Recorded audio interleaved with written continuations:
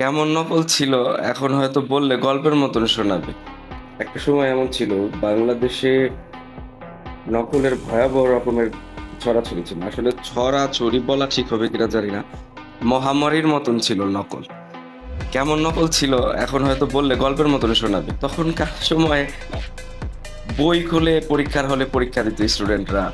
টিচাররা নকল সরবরাহ করতো। এমনও অনেক পরীক্ষার কেন্দ্র ছিল যেগুলোতে আপনার দায়িত্বপ্রাপ্ত কর্মকর্তা ম্যাজিস্ট্রেট যারা ছিলেন, এই উনারা পর্যন্ত ওই কেন্দ্রগুলোতে যেতে ভয় পেতেন।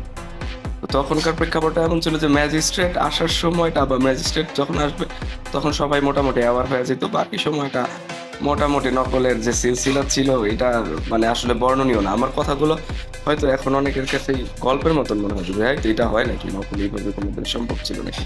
কিন্তু বাংলাদেশের বাস্তবতায় একটা সময় এরকম ছিল, যদিও আমরা দেখি নাই।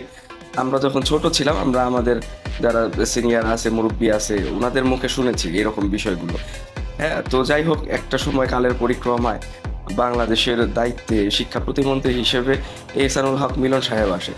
এবং মিলন সাহেব আসার পরে উনি সর্বোচ্চ চেষ্টা করেন বাংলাদেশের এই যে নকলের কালচার, নকলের সিলসিলা, নকলের সিস্টেম, নকলের মহামারী বা পড়াশোনার যে প্যাটার্ন ছিল এই প্যাটার্নটাকে পরিবর্তন করে নতুন ধারায় শিক্ষাকে একটি সুশিক্ষিত জাতি হিসেবে আমাদেরকে গড়ে তোলার জন্য উনি অনেকগুলো সুন্দর সুন্দর উদ্যোগ নেন। আপনারা জেনে অবাক হবেন, শিক্ষামন্ত্রী মানে তখন শিক্ষা প্রতিমন্ত্রী ছিলেন। ওই সময় ওনার প্রত্যেকটা উদ্যোগের জন্য ওনার ভয়াবহ রকমের সমালোচনার সম্মুখীন হতে হয়েছে।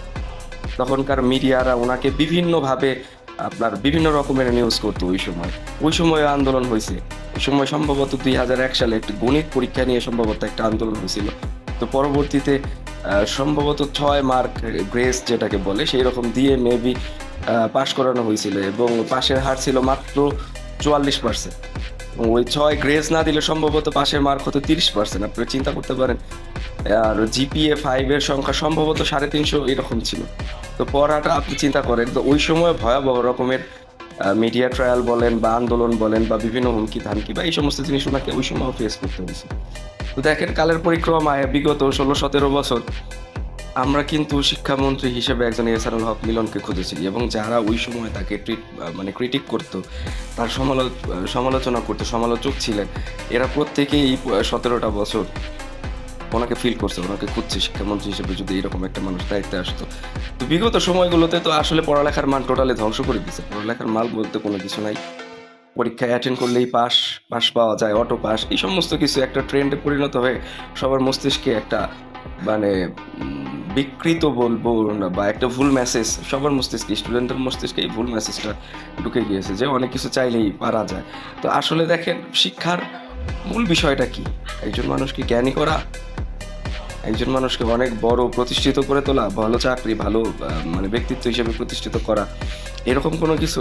নাকি শিক্ষার মূল বিষয়টা হচ্ছে আদব? তো সেই আদবটাই আমাদের মধ্যে থেকে চলে গেছে। আমি মনে করি যে আমাদের শিক্ষা ব্যবস্থাতে আদবটাকে আবার ফিরিয়ে আনা খুব জরুরি হয়ে গেছে। এই মুহূর্তে এটা খুবই ইম্পর্ট্যান্ট একটা বিষয় আমাদের শিক্ষা ব্যবস্থায় আদবকে আবার কিভাবে আদব শেখা যায়, এই বিষয়গুলো আমার মনে হয় শিক্ষা ব্যবস্থায় ইনক্লুড করা খুবই জরুরি। আর এই যেটা হচ্ছে সেটা হচ্ছে, বাবা ভাই তোমরা যারা আসো, বোন তোমরা আসো, তোমরা তো কি করবা শিক্ষা পড়াশোনা করে একটা সার্টিফিকেট দিয়ে?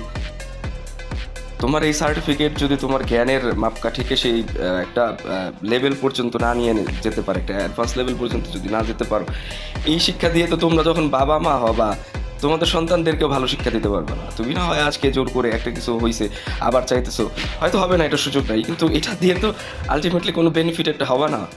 হয়তো একটা সার্টিফিকেট পাবে, এই সার্টিফিকেট তোমাকে আলটিমেটলি তোমার লাইফে তোমার গোল অ্যাচিভমেন্টে কোনো কিছুই দিবে না। তো যাই হোক, কথা দীর্ঘায়িত করবো না। তো শিক্ষামন্ত্রী যে উদ্যোগগুলো নিয়েছেন এই উদ্যোগগুলোর পক্ষে আছে। এই উদ্যোগগুলোর পক্ষে আমি ছাত্রছাত্রী ভাই বোনদের থাকতে বলবো, এই উদ্যোগের পক্ষে থাকলে তোমাদেরই উপকৃত হবে। তোমাদের জ্ঞান, তোমাদের শিক্ষা তোমাদের উপকৃত করবে।